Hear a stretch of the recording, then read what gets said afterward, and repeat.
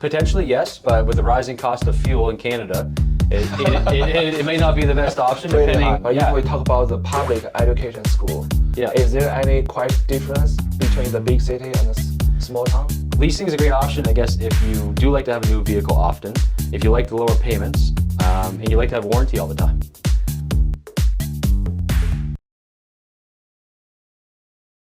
这车子里面啊，讲究的事儿还真是挺多的。你们知道啊 ，Mars 刚到这边的时候，这个考驾照啊，还有这个车呀，买车、选车呀，买二手车呀，这里面坑不少。当然了，坑说句实话没有中国的大，因为 Mars 在北京买那个二手车，如果你看二手车，还有好多的这个跟黑社会性质似的呢，对吧？你们都知道在哪儿。就坑外地的到北京去买车的客户，加拿大倒没有这事儿。但是 Mars 发现过一个什么事儿呢？就是在这个 Carfax Report， 在这二手车的报告上，他那个报告的那个日期居然早于这个打在车身上的这个出厂的日期，也就是说这车还没出厂呢，先都有报告了。你说这可能吗？所以这里面可能是有填错的地方，有错误的地儿。但是你刚来啊，你刚开始买车，你也不知道是错误还是说是这个被人做手脚了。所以说，对于一个刚来的一个新移民来说呢，车这一块还是一个重头戏，还是一个比较重要的东西。因为在这边离了车，你真的没法活。这边没有车就相当于没有腿。你说你没有房子，租房都行，你车真的，车成了一个日常用品了。你除非是到那种就是说特别大的城市的市中心，但是那种地儿往往呢比较拥挤，房价也贵，一般华人都愿意住郊区的富人区，那你就必须得有车。所以怎么挑车这也是一问题。汽车呀是到北美生活少不了的东西，所以今天呢我们就来这个找我一个朋友 Lucas， 问问他关于在北美啊买车的事儿。Yeah, I will wait you there. Yeah, today so I invite my friend Lucas to have some topic with us. And also my first vehicle here is Lucas helped me to purchase. Yeah. And by my experience, I also feel very good with my first vehicle. I'm glad you did. Yeah, I tried my best to explain everything. Sure. And easy to use and save my fuel cost. yes, for sure. Yeah, Mazda's Many benefits. So, Canada is a country on the wheel. Yes, for sure. Yeah, it's very difficult to go anywhere for a newcomer here without a car. Yep. I'm very surprised that a tire store can be such super enterprise like the Canadian Tire, yes. It's really shocked me because in China, we also have many like a repair or maintenance store, but never such big things. Right. Never has a chain store like that. Yeah. So Canada, I feel, is really a country on the wheel. It is, Yeah. for sure. A lot of driving in Canada. Yeah, it's a very big country. So may I know if the Canadian Tire, they just start from a very small shop and become very big, or they just move from the U.S. or some investors give an investment to build up such big group like Canadian Tire. Yes, that's true. Yeah, they really expanded. They did start off very small, and they're completely across Canada now. You can find a Canadian Tire in almost any town across Canada. So they're quite big. Yeah, they don't have just tires. They got all of your automotive parts.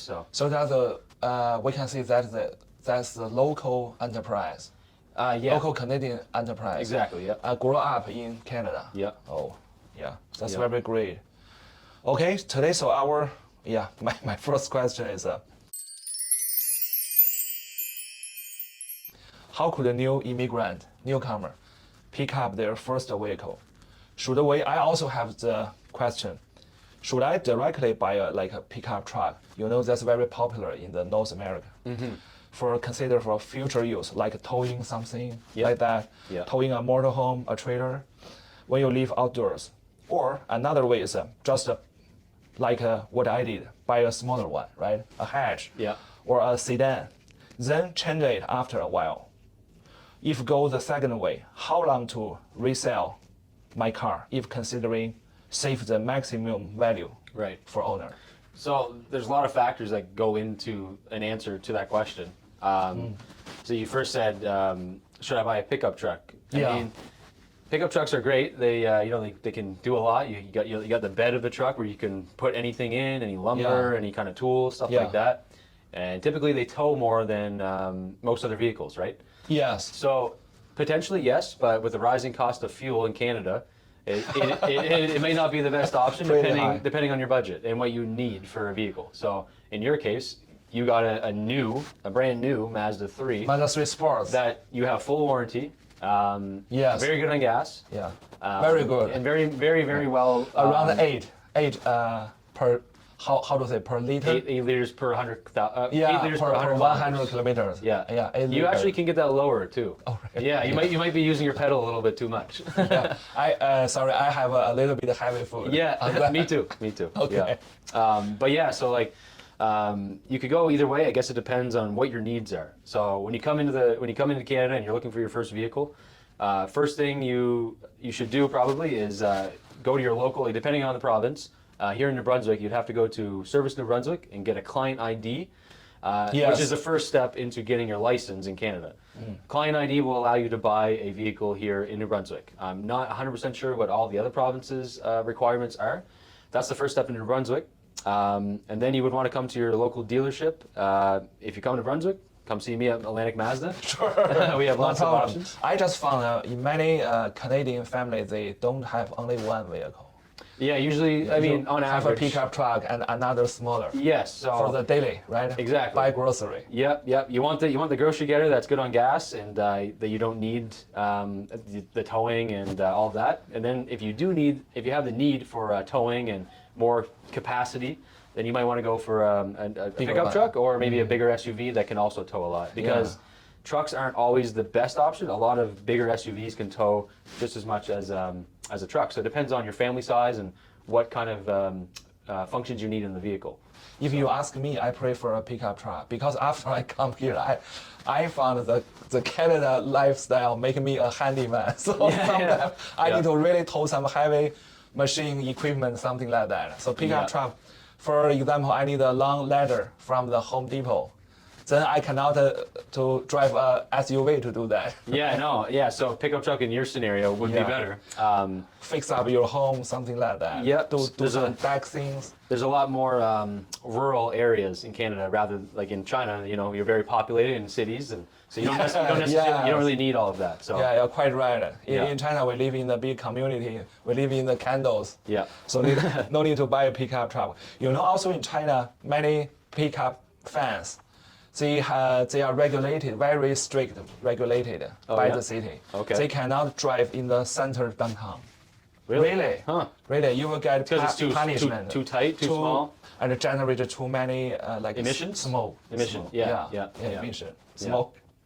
Pollution, emission. Yeah. Yes. So like you need client ID, ideally a license, and then you would need insurance, and then you can get a vehicle. The road test is not an easy thing. I Remember that? Yeah, I know you. We spent some time. Yeah. 2 times. Yeah. Yeah. So if for my case, if I exchange my smaller car to a pickup truck, how long do you think is a good time to consider to resell the smaller vehicle? The purpose is I just want to keep the maximum value for myself to sell the smaller car. Normally, So it 2 depends. years, 3 years. It depends because like you bought a brand new vehicle. Yeah, brand new. Brand new vehicles, as soon as you drive them off the lot that you bought it from, they depreciate about roughly 15 to 20%. So you do lose that value right off the top. So in that case, it also depends on if you finance the vehicle, if you paid cash. So in your scenario, you paid cash, so therefore you don't have any debt tied to that vehicle. So you don't owe anything on the vehicle. So therefore, in your case, on a new Mazda, I would say you probably should wait 2 to 3 years to resell at least. 2 to But 3 again, years. it's dependent. How many because, kilometers? So I mean, obviously, the lower the mileage, the better, because lower mileage gives you a better value. So it depends, and also right now we are in a very different car market. Like our prices are inflated, inflation's up, so it's very dependent. But on average, 2 to 3 years, and You want the lowest miles as possible. Yeah. You know, Canada is a very large Yeah. country. So after one trip of the east part of Canada, I almost reach 10,000 Yeah. already. So, Already right now, you have about 10,000. yeah. Yep. And my next trip is take some film with the western part of Canada. So That's- maybe another 20,000. Yeah, something you'll be like adding that. some. The average kilometers on a vehicle per year in Canada is 25,000. So Okay. if you take that by 3 years, you're at 75,000. So 75,000. roughly, if you want to trade, get the maximum value, it's usually about 3 years, and that would be about 75,000. Within 3 years. Lower preferred to get more value. Okay. Yeah. Well, next question is, you know, buy a vehicle, buy a car, we can go to your place, a new car store. Or I also previously, I also visited some pre-owned car dealer company. So in your opinion, which way is better for a newcomer, new immigrant to purchase a vehicle? And why did I find sometimes the pre-owned car, the price is very close to a new one? Somebody told me it's because of the high inflation rate in the recent years. So will the price drop down in next few years if you buy a pre-owned vehicle? So which way is better, new one or pre-owned one? So For example, in this year, if a in this newcomer year, come here. so if you're coming right now and you're looking at doing one or the other, for one, it would depend on how much money you have to buy the vehicle. But for two, I guess, particularly in this year or these last 2 years, you're right. The used car prices are Yeah, I very found close that. to a newer car than they normally would be in the prior years. Yeah, true. So it depends, like, right? So I worry about if I buy a pre-owned, the price will drop down. Yes, That's but the one thing reason. about buying pre-owned vehicles is that the depreciation value is already taking off that vehicle. Whereas when you buy a new vehicle, like I said, you're losing about 15 to 20% as soon as you drive it off the lot. So you got to account for that. But it also depends on if you want to have full warranty from that manufacturer and not have to worry about any costs of Yeah, repairs. you're right. There are too many things with a pre-owned vehicle. And then pre-owned, yeah. Small problem. Typically, you never know. Well, like if you come to a dealership like us, we certify our vehicles, like they are reconditioned to as best we can. Oh, yeah. And you have a dealer to go back to if you do have some issues. You should always buy a warranty. I will say that on any used vehicle, you should always buy a warranty. But even if you do or you don't, you always have a dealership to go back to. You could go to your salesperson like me. So if you bought a used car and you had issues, you could call me up, text me, and I could help you out. Whereas if you buy it from like a private, if you go on like Facebook Marketplace or you go on Kijiji and you find a vehicle on there, that it might be cheaper, but you never know what That's like a private sale. Exactly. You never know what that customer, that person is hiding about that car. They don't always show you everything. They don't show you Exactly, Carfax. yeah. So definitely better to go to a dealership when you're new to the country because you don't know people. You don't know how they might rip you off. Yeah. If you come to a dealership, Yeah. you have quality Yeah. and you have reliability. Yeah, similar things happening in China. If this is a very good vehicle, nobody want to resell that. So Yeah. yeah, Exactly. Yeah. yeah. So in most cases, if the best situation is the ex-owner they want to exchange for a higher class or for a bigger one. Yes. Otherwise, maybe there's some problem. You'll never know. Yeah. Yeah. Okay. Sorry for the PA. No problem. No problem. No worry about that. So next question is, when I purchase a vehicle in Canada, I found there's a three-way: cash, loan, or leasehold. Buy a car. So which way is best for a newcomer here? We are very familiar with the loan in China and the cash buy. Yeah. But few people heard of what is a lease buy. Someone told me lease means you rent a car for a long time, and you can just return the vehicle once you don't want it. That is a lease buy. Do you agree with that? What will you recommend a newcomer to do? So Three ways. I will explain the lease, but for a newcomer, typically it's always going to be a cash purchase because Credit. credit. So to get approved, you do need credit history in Canada, and if you're brand new to the country, Yeah. then your chances of getting approved are very small, unless somehow you got your permanent residency and. Well, even then, no, I shouldn't even mention that. Even then, you still need your credit history to get approved. So you want to be, if you want to go financing or if you want to go leasing, you have to be in the country for at least like 6 months. That's like the bare minimum. and you do need to get a credit card right away, you would try and get like a phone bill right away. Anything you can to get your credit built up. And car loans are a really good way to build your credit. So once you build your credit up enough with like credit cards and phone bills and stuff like that, then you want to get a car loan. That will build it up even more. But for a newcomer, I would say cash. It's the only choice. It's the only choice, really. Because like I said, right now I'm dealing with another customer that just moved from China a week ago, and he had to pay cash because he doesn't have credit yet. Cash. But if you consider people with a credit history, Right. lease or loan, what is the difference? Okay. So I mean, leasing, you're right. You are basically renting the vehicle for a period of time.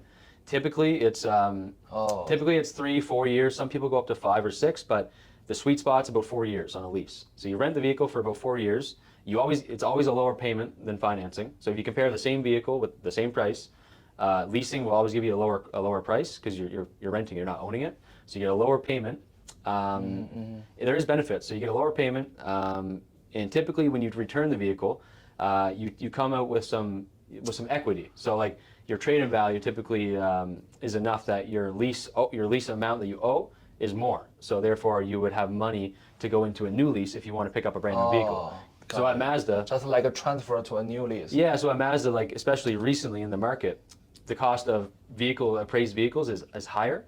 So we've had many people that had, say, they signed up for a 4-year lease 2 years ago, and they come in 2 years early, or maybe more like a year early, and they come up with like, say, $6,000 equity going into the new lease. So therefore you get even a lower payment going into the newer vehicle, if you get what I'm saying. Yeah, I partly understand. Yeah, so because we are not very familiar with the lease. So leasing is a great option, I guess, if you do like to have a new vehicle often, if you like the lower payments, and you like to have warranty all the time. Those are 3 things that you will get with the lease. Financing, you own the vehicle. Financing, you own the vehicle. Well, technically you don't. The bank borrowed you the money, but you will own it once it's paid off. Yes. So financing is good, I guess, if you would like to, if you're sure you want to own that vehicle for a long time. Okay. So that means if people not change their vehicle very frequently, they should change cash buy or loan to own that vehicle. Yes. If they change very frequently, yeah. maybe the lease is a better choice. Yeah, it would be. Yeah, if you like, a lot of people like to have a new vehicle every so often. They want the newest. Every 3 years they want renew. Yeah, they want the newest. The garage, right? Yeah, they want the new vehicle with the new features, the new design, and they like to have full warranty. Oh, I understand. You just have the right to use that vehicle rather than to own that. And I will point out and say about leases, you don't always have to just return the vehicle. So say you do a 4-year lease on a vehicle, the brand new one, and then after 4 years after 4 years, your lease is up, and it's time to take it back to Mazda and return it. You don't have to return it. You can buy it out. So you can finance the remaining amount on the lease to buy out the vehicle. But the money, if you compare the loan, the money is much bigger than your loan.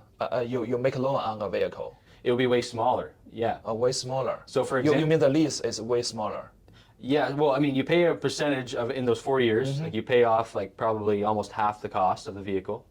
Depending on your term, like how long you lease it for. Oh, okay. And then after that 4 years or 3 years is up, you have a certain amount, the amount that it's called the residual value. Yes. So a residual value will tell you how much you will have to pay to finance the vehicle once your lease is up. So you have the option to buy it out. Can I change the vehicle before the 4 years? If you could, yeah, and especially recently in today's market. So that's not like the contract lock you for 4 years. No, so it just depends. Like, if with leases, you should always take good care of them because you got to return them. It's not your car. Yeah, so the better the condition it is, and the lower the kilometers on a lease, the better value you get. Just like any, vehicle. So many limitations. They also limit your kilometers. That's true. How long you? So with Mazda, we have 3 options. There's 20,000 kilometers per year, 24,000, and then 16,000, 20,000, and 24,000. So you have 3 different options. 16,000. Could be enough. Yeah, it could be depending on how much driving you do. Yeah. But the average in Canada though is 25,000, so it's always kind of better to opt for the higher amount. Yeah, it depends on if you drive it for the daily use, right? Yeah, daily exactly. work. Yeah. And the long trip, something. Yep. Yeah, I also heard some other brand dealer. They force the customer to use finance rather than cash buy.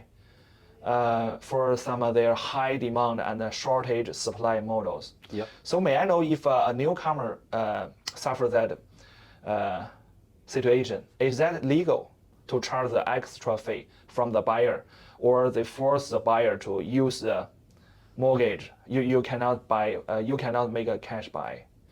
Yeah, that the situation always happened with some high demand models like the Raptor. You were telling me, like with the Raptor. Yeah. Yeah. Did you end up buying the Raptor? No. No. Okay. Because you suggest me buy the other brand like GMC or Toyota. Toyota, yes. Yeah, so I still consider that. Okay. Yeah. I mean, they're all I great. haven't but- decided. Okay. But to your question, honestly, I don't know I'll be honest. I don't know the answer to whether that is legal. I would think so if they're doing it. I The can't. dealer's policy, right? Yes. Yes. They have the right So- to do that. Exactly. So here, like we don't do that per se, but we do, like if you're buying a used vehicle from us, we do charge an additional cost if you're paying cash. Oh, yeah. But on a- I know that. Yeah. So like you're right though. If there's very high demand vehicles, dealers will try and get you to finance because they only have so much money to make, and they make more money if you are financing. So. Yeah. But it depends on the dealer and where you go and what their policies are. So. Okay. Yeah, we don't do that here. I just feel you are very professional with the car dealer things. If some newcomer come to Canada, still have the question, may we have your email? For sure. Yeah. So your email is My email is my work email is lrobinson. That's LROB LROB INSON. INSON. Yeah. At Robinson. Yep. lrobinson at atlanticmazda.ca. AtlanticMazda.ca. Yeah. Okay. No worries. I will type the letter Okay. on the screen. Thank you. Okay. So that question is about the business. I feel the auto industry here Yeah. is mature and monopolized. I found they are managed by local people. So is it hard to get into such industry for a new immigrant, like a retail shop or a repair shop or a refit shop? Is there any chance for the newcomer, like the entrepreneur come here to get into the auto industry, like finding a job or join a franchise shop or just set up like a refit workshop? What's your opinion about this Okay. industry? So definitely, you said to get a job. I mean, definitely, yeah. There's lots of opportunity to get a job in the industry. We especially with our organization, we're owned by a big organization, and they're very about diversity. So we have lots of hiring opportunities for jobs, like to work. Regarding entrepreneurship, you're right. It is a little bit monopolized. Like our dealership is owned by a big company that owns like 67 dealerships across the Atlantic provinces. They also own some dealerships in the States, in Texas. So. And then you're right. There's other dealerships, but there is locally owned dealerships too. Like local families that own dealerships around this area. So yeah, there's definitely still opportunity too. But to get into like a brand new manufacturer, like if you wanted to buy a Mazda store, it just comes down to how much equity you have to be able to buy that. Yeah, that's a big deal. Yeah. I mean, maybe some refit shop or the maintenance shop. But yeah. Or car wash, something. Yeah, lots of opportunity for those. Those are always needed, right? We drive vehicles every day in Canada. Yeah. We drive a lot. They Yeah. break. So We have huge demand here in Canada. yeah. So like Because of few population. there is a and lot. Yep. Large land. Yeah, large land. We drive a lot, so Yeah. cars break. We also have winters. People always drive. We also have Yeah. winters. Winters, yeah. Winters are a little bit harder on our vehicles here rather than in China. I know it's not as bad. in But China. I just found most store I visit when I purchase my car. Yeah. I found the industry are occupied by the native or local people. Few new immigrant can get into the industry. Like you mean to open up like your own repair shop? No, I mean like your place. Like Mazda? Yeah, the new. Okay. Not only your brand. I mean the new car dealer store. Like any manufacturer, like yeah, Toyota, yeah, Honda, yeah, whatever. the other makes, Yeah. the other brands. Yeah. So like I said, as far as I know, I'm not an expert on that field, but as far as I know, it comes Okay. down to like the equity you have, how much money you have basically in your account to show that you can afford to build and own a big yeah. manufacturer store. So yeah. Okay. I mean, Most employee I saw in the industry are also native or locals. The only immigrant, like a Chinese immigrant employee I saw is in Ontario, in Toronto. Yeah, there's more there. It's a Like Ford store. in here in New Brunswick, we're a lot less populated, right? So we are starting to have a lot more like immigrants and stuff. So they're starting to really, populate our area. But if you go to like, Ontario, Quebec, any big metropolitan areas, there's definitely going to be more diversity there. But it's our organization does have a lot of diversity though. So I understand. I only saw some new immigrant here. They drive the taxi rather than work in office as a salesman. So I think maybe language is a challenge, right? it would be, yeah. Special for a salesman. Yeah. Well, even myself, I lack a little bit because we live in Bilingual, right? yeah, we're mainly there's a lot of French here, right? I speak a little bit, but even I lack in that department a little bit. So Oh, yeah. you do need to be I able also to found that. you do need to speak you need to be decently good in English. Although Decent. if you go up to just up the road, we have a couple dealerships up the road at Acura and Subaru. They have a few people like from India and a few different areas that aren't so perfect at English, but they still sell cars and they do fine. So there's lots of it here. Okay. Yeah. Okay, never mind. My last question is about your personal life. Yeah. I know you grew up in a town and transferred to this city.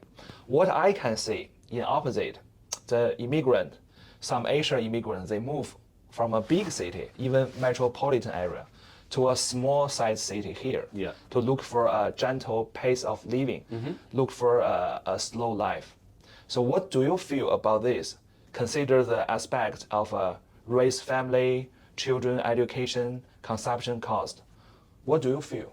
Compare move a smaller to a bigger one, or immigrant from a bigger size to a smaller one. Right. So, I mean, especially in your case, coming from a very populated area, it's definitely different, right? Definitely different. There's I just feel wild here. Yeah, Sometimes. wild. Yeah. So there's everything's more spread out. So again, going back to the cars, you do need a car to commute. You need to get to places. It's not you can't just walk everywhere around this area. Growing up here, I mean, I grew up in a small town in Nova Scotia called Amherst. Beautiful town. Yeah, it's pretty nice. Yeah. So actually, in that town, I was able to walk, some places and stuff because it's pretty small. It's pretty condensed. But once you get into like places like Moncton, there's a lot of rural areas outside of of Moncton City, right? So if you live in those areas, then you're gonna have to commute for school. You have to take the bus. You have to commute to work. So there's a lot more time in getting to where you need to go. So exactly. You need a car, you need vehicles, but it's definitely, like you said, it's more of a slow-paced, easier like way of living. It's not so fast-paced. There's not so many people. You're a lot more privatized. So in my opinion, I like that. I don't think I would like to live in like Toronto or Beijing or something. You prefer a medium size. Medium. That's why I moved from Amherst up to this way. Not very crowded. Yes, so it's a nice medium. But have many amenities. Yeah, exactly. Nearby. We still have all. I mean, according to me, in my opinion, I think we still have everything you need here. We have all the grocery stores and we have sports complexes, car dealerships. But how about the education? Education. I mean, in Canada, even a small town, they also have the same quality education. If compared to the big city, or they're different. For example, in a town. Well, like the school, teacher, something. In Amherst, okay. So in Amherst, I went to we only have 3 schools in Amherst. Everybody goes to the same school. Well, we have 2 different elementary schools. So there's 2 elementary schools. 2 elementary schools. I went to. There's only 1 middle school and there's only 1 high school in Amherst. So you basically know everybody in Amherst. Like when you go to school, like there's only, I think my graduating class had like 500 people, so not a whole lot. I mean, like if comparing that to like going to school in Moncton, pretty close. Like there's more population, more students, but you might get a little bit more one-on-one time with the teachers in a smaller community. than you would in like Moncton, maybe, but not a whole lot of a difference. You mean small city also have a good teaching quality? Yes. Oh, yeah, for sure. Yeah, I think I was pretty educated. You know, in China, the case is the situation is quite different. We have the like people said the number one group cities and the second group cities. So we have a much different with the education quality, even the teacher allocation. I see what you're saying. So we do have private schools here that you can attend. I didn't do that. I went to a public school. So, but the cost is very high. So there is a cost, yeah. Private school. There is, yeah. I'm not sure exactly what it is because I didn't go that route. But there is privatized schools. You can also do homeschooling if you can do that for your children. But if we talk about the public education school, is there any quite difference between the big city and the small town? I mean, if you're considering Moncton a big city, then no. Moncton to Amherst, no. But like if you go to like Toronto or like any bigger metropolitan, I'm sure there's way more people. So there's probably less one-on-one time with the teachers and yeah, it's definitely different that way. Okay. Yeah. You know, I know a guy who is a realtor. Yeah. Comes from the Newfoundland. Yeah. He told me the reason is the cost of living is very high on the island. It is because everything has to be shipped over. Yeah, by the ship. Yeah. Okay. That is true. Yeah. Here in Nova Scotia and New Brunswick, we're all connected, so it's not as much. Same with PEI. They can transport by the road. Yeah, exactly. But PEI is a little bit more expensive too. You still can transport over the bridge to PEI, but it's still more cost of living because everything's transported. Yeah. Yeah, but you have to pay money every time you leave the island. That's true. There's a fee. Yeah, $50 I think it is. Okay, I understand. Yeah. We appreciate your time today. No worries. I think if in the future anyone have questions, they can email to you. For sure. Yeah. Thank you very much. No problem, Maris. Hopefully I provided you the right information. Sure. I'm not an expert. No problem. You already gave our best advice on the car things. Awesome. Yeah. Okay. The purchasing things. Well, thank you. Okay. Thank you very much. Bye bye. Bye. 刚才这哥们儿啊，20来岁，看得出来吗？老外这个 aging 的比亚洲人快，所以说你看着他20多岁，实际上你看着像30多岁，实际上才25、6。你们有问题也可以问问他，这小伙还是挺实在的，帮助 Mars 买车的这个期间呀，就上次 Mars 做节目说给 Mars 少算钱那个，就这哥们儿。然后第二件事就是说，对于我们的企业家朋友啊，如果你想在这边找机会投产业，我跟你说，投车类的产业是个道儿。这边的车子相当于中国的房地产市场，需求量非常的大，尤其像他刚才说的，还有冬季的问题，冬季保养、换胎的问题。你们刚才听 Mars 说了，就一个轮胎开成一个全国的连锁，比沃尔玛还大，肯德基泰尔。开成了一个这个巨型的一个连锁商超集团，这种事儿就只有在这个加拿大，在这种车轮上的国家才有，因为它地儿大呀，地儿大的同时它又住的比较远，所以它离不开车。哎呀，过来开个改装厂啊，开个这个修理厂啊，轮胎厂或者汽车装饰厂。都是不错的道儿。Mars 一直认为啊，华人过来开一个汽车装饰店比较容易上手，而且有优势，因为中国的装饰的东西太多太好了。这边的装饰的东西，这边有时候比如说车载的一些东西设计的一些东西，其实粗拉拉的，比较粗糙，并不全。中国在这个制造业上还是有优势的，它造了好多的跟那个车的配件啊，比如说。车载的什么垫儿啊，什么这个香水瓶啊，或者是什么挂件啊，或者跟车一切有关系的，为某个型号特别打造的呀，都比北美丰富多了。Mars 从一个这个创业家的角度去考虑，就是也是经常在关注这种企业经营到底哪儿有商机的问题。那么现在看来呢，就是汽车这个行业是可以选择。大部分的华人过来都选择房地产而没选择车，是为什么？因为他熟，他对房子熟。实际上，在北美市场，汽车的产业，你看这些巨型的，托拉斯的企业，都是在这个汽车的行业。房产行业反而都是一些中小型的开发商。你说这是为什么呢？这就值得你去思考。干汽车的比干房地产的更有钱，汽车行业更是大型的垄断的这些集团在做。如果这个池子要小，如果这个池子比如说不像中国的房地产似的，加拿大的汽车行业如果没有那么大的体量，你放心，不会有那么多的这个大型的这个托拉斯的财团往里面注资，对吗？所以说从这边从这一点上去观察，也是能看出来一些端倪的。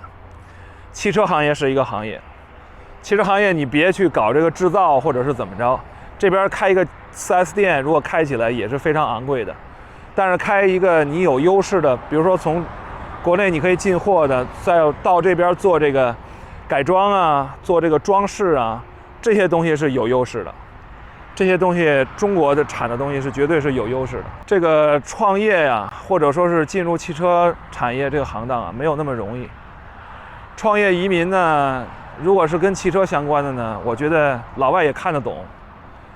如果你要是随便写一个其他的计划，跟汽车不是汽车行业，是一个你自己的一个什么特别的行业，说实话，移民官审起来也费劲，他都没做过，他怎么知道呢？但汽车行业这个一说谁都懂，所以从这个计划移民的通过率上来说，我觉得这个行业也值得考虑。就是写这个文案，移民文案比较容易写，容易通过，不像一个稀奇古怪的一个什么行业，这个省里的这个官员看半天他不敢这个盖章，他不敢说 say yes， 他不敢 approve， 那你这个移民就慢了，你知道吗？所以跟这个也有关系。好了，就这样吧，以后我们再细聊吧，关于投资创业这边商机的事儿。拜拜。